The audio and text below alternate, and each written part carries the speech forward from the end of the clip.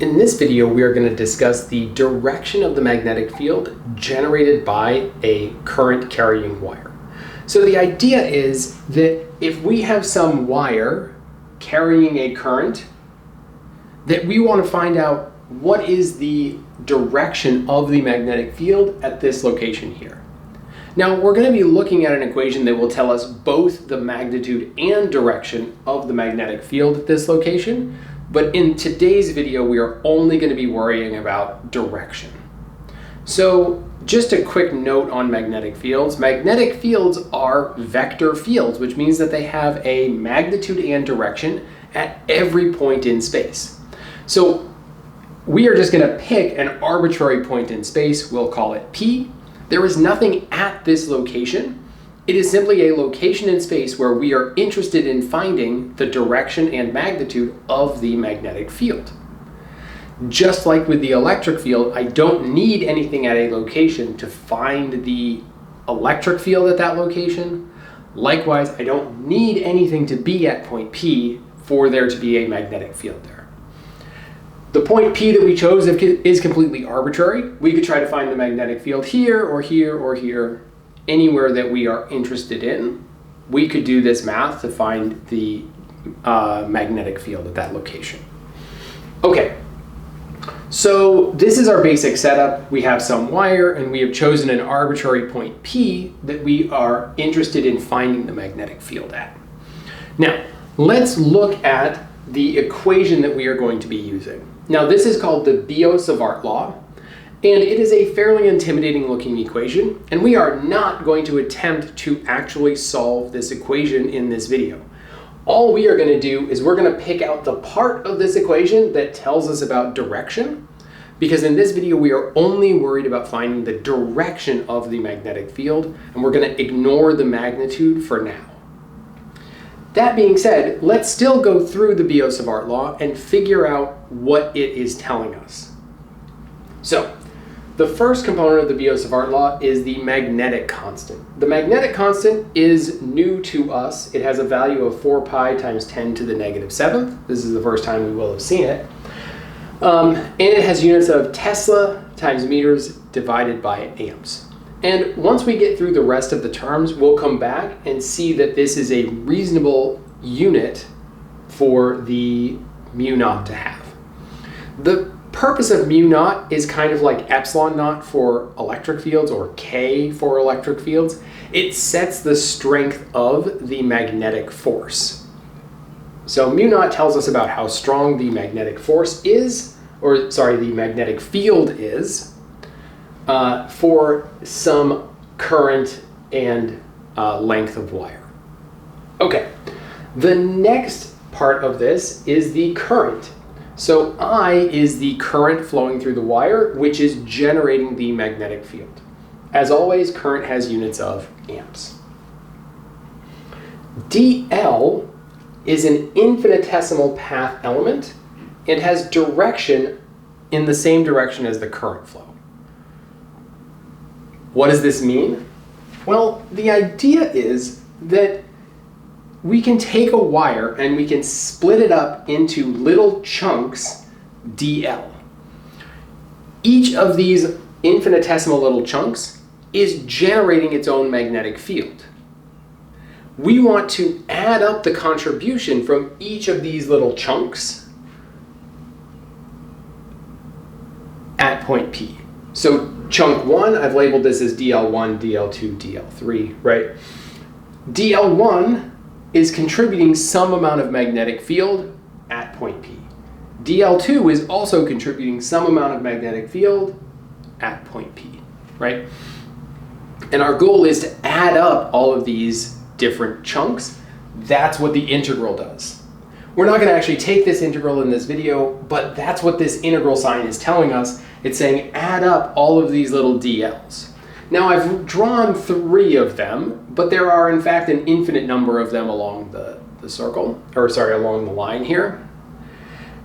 Another way of thinking about this is if you think back to electric fields, right? If we had, let's say we had 7 charges. So all of these have some value plus Q. And then we have some point P that we're interested in the electric field, we would have to add up the contribution to the electric field at point P due to all of these individual positive charges, right? The same thing is happening here. We are adding up the individual contribution of all of our little infinitesimal bits of current, right? Because the current is running through each of these DLs. We're adding up the infinitesimal current chunks along the entire wire. That's what the integral does to find the total magnetic field at our point P. Okay. So again, in this video, we will not be actually taking this integral, but we will be figuring out the direction of the magnetic field that we should find for some wire. Okay, so that's what DL represents, and it has units of meters. Next, we have R vector.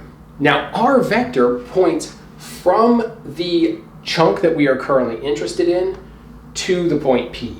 So every infinitesimal bit of the wire here, DL, has its own associated R vector, where R vector always points from the wire to the point that you're interested in. R has units of meters, as it is telling us about the direction and the distance from a given DL to our point P. Now, returning to our magnetic constant here, and looking at the units, well, if we take the units of the left-hand side of this equation, they must be Tesla. And the units of the right-hand side must be whatever units mu naught has, multiplied by amps, and multiplied by meters over meters squared. Because the DL is an infinitesimal length, it has units of meters, and R vector squared has units of meters squared. So then the units of mu naught must be Tesla meters over amps as advertised. Now that we've talked about all of the components of the Biot-Savart law, let's turn to just the directional component, which is our DL cross R hat. So R hat is simply the direction of each of these R vectors. Each individual bit of a wire DL has an associated R vector and therefore has an associated R hat vector, which just points in the same direction as the R vector, but has no units and has a length of 1, as is required by a hat unit vector. Okay. So what we're going to do is we're simply just going to think about this cross product, DL cross R hat, and we're going to try to find a direction associated with that cross product. All right, well, as usual, we can simply use our right-hand rule where our index finger points in the direction of the first vector, our DL vector. In this case, that's the direction of the current. Our second vector points in the direction of our other fingers here. So R hat points in the direction of our other fingers, and our thumb points in the resulting direction.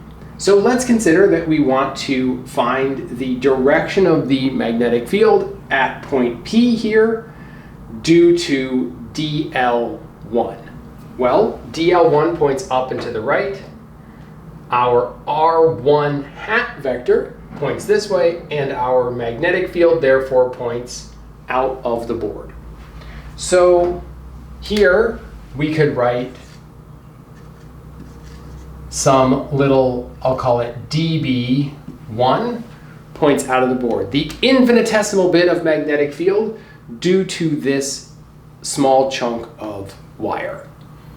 Okay, well, let's try the second one, DL2 vector. Well, DL2 points up and to the right. Our other fingers point in the direction here, and we have to kind of bend them a little bit beyond 90 degrees here, but that's okay. We can adjust the direction of our other fingers relative to our index finger here. So we can take this cross product here and we again get a vector that points out of the board. So our little db2 vector also points out of the board here. And we can do the same thing for our dl3 up. We have to bend our fingers even further past, but we still get a resulting vector pointing out of the board. So we have as well a db3 vector pointing out of the board. And as you can see, as I move my finger along, the angle of my R3 vector changes, but the relative direction of my hand is not changing, which means that every single DL along this entire wire is contributing an out of the board magnetic field at point P, because my thumb is always pointing out of the board. Okay, so it's a good guess to say that the magnetic field at point P points directly out of the board. Well, let's try another point. What if I pick a point below the wire here? Well, in that case, my R's are going to change. Now I'm going to have some R1 vector here, some R2 vector here, and some R3 vector, right? Okay, well now let's start with DL1. DL1 points up and to the right. My R hat vector, which is just the direction of my R1 vector, points toward my point P, which leads my thumb pointing into the board. So again, index finger points in the direction of the current, other fingers point in the direction of my R, and my thumb points in the direction of the magnetic field at this location, which is into the board. And you'll notice that as I bring my finger along the wire here, my fingers kind of curl a little bit again past the 90-degree mark in order to keep up with the changing direction of the R vector. But in all cases, if my index finger points in the direction of the current and my other fingers point in the direction of R, my thumb remains pointing into the board, which means that here I have a magnetic field due to all of my different DLs that points into the board. Now let's take this information that we've gained and look at two other wires. So let's imagine that we have a wire that points straight to the right, or where the current in the wire points straight to the right. Well, in this case, we can see that if we use our right hand rule, our index finger points in the direction of the current, our other finger points from the current towards, let's say this is our point of interest here, and we get our thumb pointing out of the board. Notice that even as I move along the wire, if I keep my other fingers pointed at the point of interest, everywhere along the wire, if I keep my index finger pointed in the direction of the current, my thumb stays pointing out of the board. So all of the little DLs along this wire are all contributing components of the magnetic field out of the board here. Likewise for this point, etc. Everywhere, in fact, above the wire will have a magnetic field pointing out of the board. Likewise, below the wire, I can do the same thing. I have my index finger pointing along the wire. Let's pick a point here. If I have my index finger pointing along the wire and I keep my other fingers pointed at my point of interest, here for example, everywhere my thumb stays pointed into the board. So I get a magnetic field below the wire into the board. Now, this needs to be a three-dimensional picture, which I can't exactly draw, but we can consider not just above the wire and below the wire, but what about out here between the board and the camera? Well, there must be some magnetic field out here, and in order to find that, what we'll do is we'll take our finger, point it along the wire, point our other fingers toward the camera. The area that we are interested in is out here, and we see that the thumb points down when we do this. So the magnetic field out here between the board and the camera points down. And in fact, what we find is if we move our thumb around here, what we'll notice is that the magnetic field comes out of the board, curves down, and then comes back into the board in a circular pattern. So imagine that I pick a field up here, for example, right? Well, in that case, it's going to get a little awkward to do it, but I could put my index finger to the right, my other fingers pointing at my point of interest up in this region, and my thumb points kind of down at a 45-degree angle. So it's going to be here. As we would think if we're kind of having a magnetic field that's curving in a circle like so. Let's do the same thing over here. Well, if I want to find the magnetic field in this region, my index finger points down, my other fingers point toward the point of interest, say here, and my thumb points into the board, giving me a magnetic field in this region, so at this point. But because the wire is infinitely long, if the magnetic field here is into the board, then the magnetic field here must be into the board, etc. So we are assuming when we do this that the wire is so long that we don't have to worry about kind of edge effects of the end of the wire making some weird magnetic fields happen. We just let the wire be infinitely long so that we don't have to worry about what we would call maybe edge effects. Effects from the edge of the wire here, it's infinitely long. Okay, we can do exactly the same thing here. The wire is pointing down. Again, awkward. So my finger points down, my other fingers point toward my point of interest, say here, and my thumb points out of the board, which means that the magnetic field in this region points out of the board.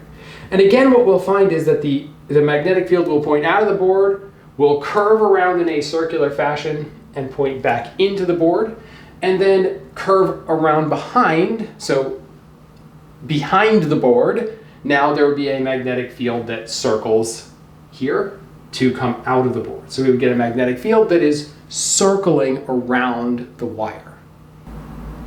We can further represent the magnetic fields of these wires by physically drawing the magnetic field lines as circles around the wire, where it's still handy to keep these into and out of the board designations to show that this loop is coming out of the board at the top, circling around, going into the board at the bottom. And we've made a break here in our loop to show that these magnetic field lines that are coming up are coming behind the wire. So they're kind of being shielded from the wire, where the ones in front, which are going down in this case, are in front of the wire. We can do the same thing over here, where we see that the magnetic fields loop this way. They're coming out of the board here, looping to the left here in front of the wire, and then moving behind the wire to the right in this kind of a circular motion. Another useful way to look at these magnetic fields is by looking at the wire head on. That is, we have a current coming directly out of the board. And if we just pick one location to think about finding the magnetic field, we could, for example, pick right here. Well, at this location here, if I move my index finger in the direction of the current, my other fingers point at the location I'm interested in, and my thumb points up, meaning that right here the magnetic field points straight up. Now, to indicate exactly how the magnetic field points at each location, I've put in just a few different spots and drawn the actual magnetic field at that location. So if I'm interested in this spot right here, the magnetic field at that spot points down and to the left. It is not curving here, it points down and to the left. The curve represents that if I move and I pick a different vector right here, the magnetic field will be at a slightly different angle at this location than it was at this location, right?